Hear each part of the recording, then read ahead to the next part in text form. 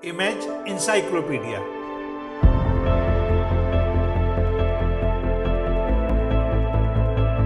जानकारियों और जिज्ञासाओं की अद्भुत दुनिया। हेलो दोस्तों, अपने इस चैनल के हर वीडियो में हम आपको किसी एक विषय की विश्वसनीय तथ्यों के सहित पूर्ण जानकारी देंगे।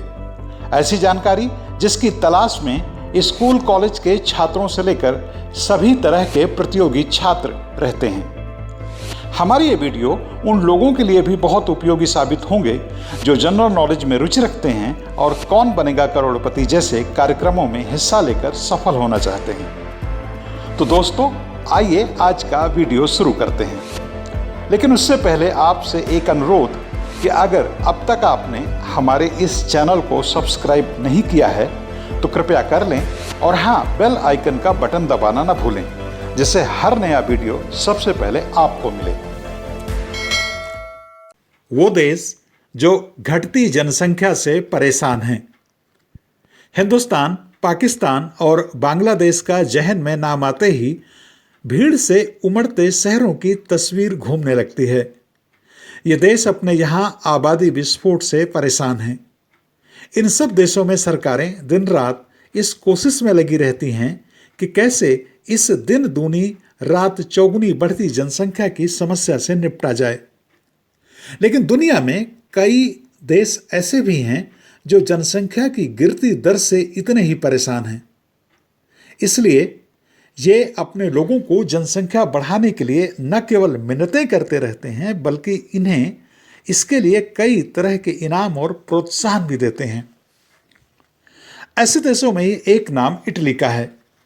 इटली की सरकार पिछले कई सालों से अपने युवा दंपतियों को ज्यादा से ज्यादा बच्चा पैदा करने के लिए प्रोत्साहित करती रही है। हालांकि इस साल कोविड-19 महामारी की जबरदस्त चपेट में रहने के कारण इस कार्यक्रम को ठंडे बस्ते में डालना पड़ा है, लेकिन जल्द ही फिर इस तरह के सरकारी विज्ञापन दिखने शुरू होंगे जिसमें कहा जाता है, सुंदरता की कोई उम्र नहीं होती मगर बच्चे पैदा करने की होती है। आखिर इटली और इटली ही जैसे कई दूसरे देशों में इतने कम बच्चे क्यों पैदा हो रहे हैं कि वहां की सरकारों को लोगों से बच्चा पैदा करने के लिए मिन्नतें करनी पड़ती हैं। दरअसल इटली दुनिया के उन 10 देशों में शामिल है जहां बच्चों की जन्म दर निरंतर घट रही है, जिसकी वजह युवाओं की व्यस्त जीवन शैली और अकेले में रहने की आदत है। इटली जैसे हालात तुर्की, रोमानिया, सिंगापुर, डेनमार्क, रूस, दक्षिण कोरिया, जापान, हांगकांग और स्पेन के भी हैं। इटली में प्रति महिला फर्टिलिटी रेट 1.43 है, जो कि यूरोप के औसत फर्टिलिटी रेट 1.58 से काफी कम है। इसलिए इटली सरकार ने खास तौर पर नवविवाहित युवा जोड़ों को संबंध बनाने के लिए प्रोत्साहित करने की नीति अपनाई है। इसके लिए इटली सरकार एक विज्ञापन देती है, आगे बढ़ो, इंतजार मत करो। इटली से अलग तुर्की सरकार ने युवा विवाहित जोड़ों को साल 2015 से ही बच्चे पैदा करने पर नगद इनाम देती रही है। इसके तहत पहला बच्चा पैदा करने पर $130, दूसरा बच्चा पैदा करने पर $170 और तीसरा बच्चा पैदा करने पर $260 दिए जाते हैं। ऐसे ही देशों में सिंगापुर भी शामिल है। यहां की महिलाओं की फर्टिलिटी रेट दुनिया में सबसे कम महज 0.81 बच्चा है। इसको ध्यान में रखकर कई साल पहले 9 अगस्त 2012 को सिंगापुर सरकार ने नेशनल नाइट का आयोजन किया था। इसका मकसद जोड़ों को संबंध बनाने के लिए प्रेरित करना था।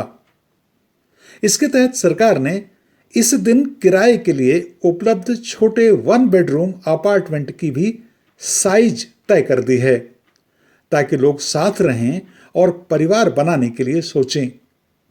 सिंगापुर की सरकार हर साल ऐसे प्रोत्साहन कार्यक्रमों में $1.6 अरब खर्च करती है, जिसका मकसद लोगों को संबंध बनाने के लिए प्रोत्साहित करना होता है।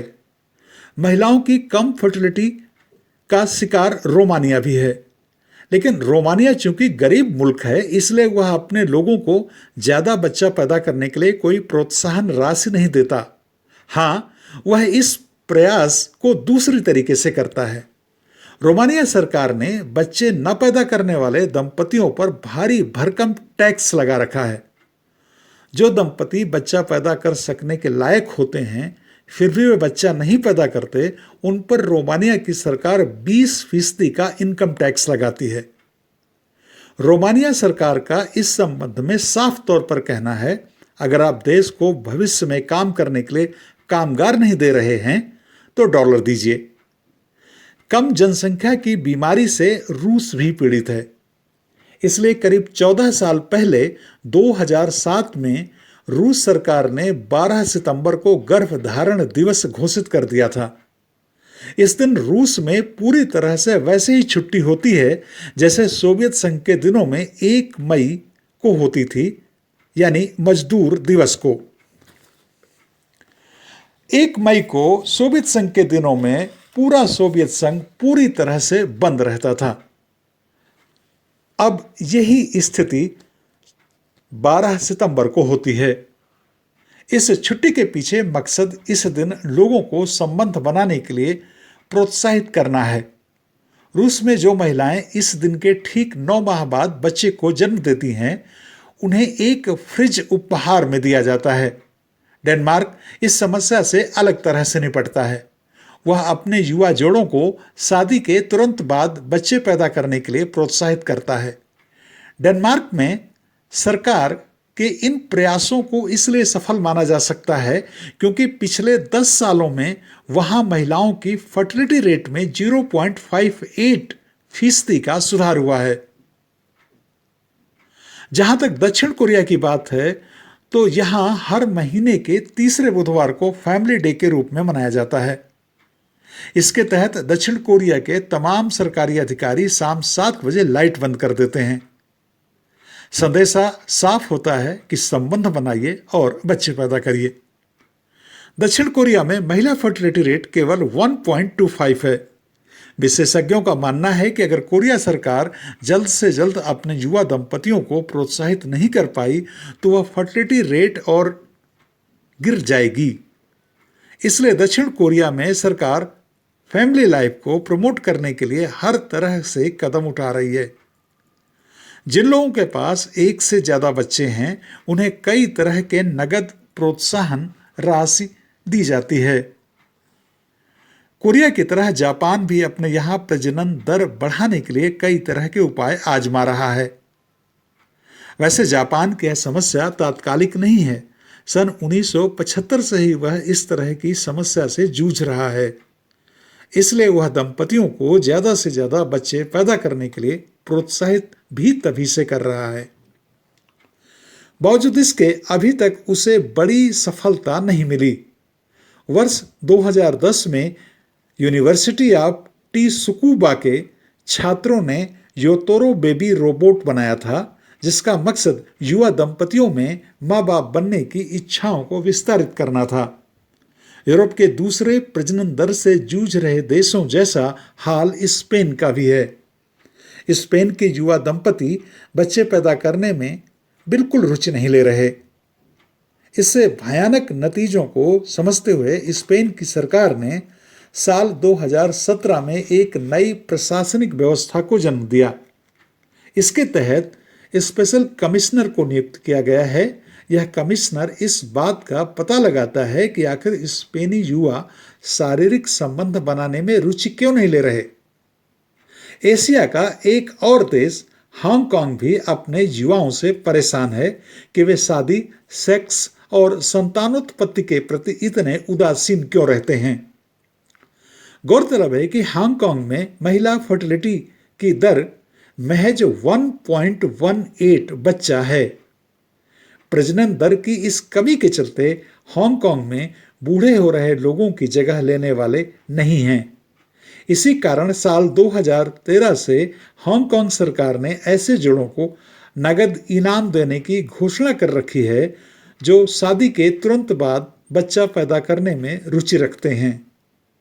दोस्तों, यह वीडियो आपको कैसा लगा हमें कमेंट बॉक्स में लिखकर जरूर बताएं। और अगर आप किसी खास विषय पर वीडियो देखना चाहते हैं तो यह भी हमें लिखें। हम उस विषय पर आपको जरूर वीडियो दिखाएंगे। इस वीडियो में शोध, आलेख और स्वर लोकमित्र गौतम का था।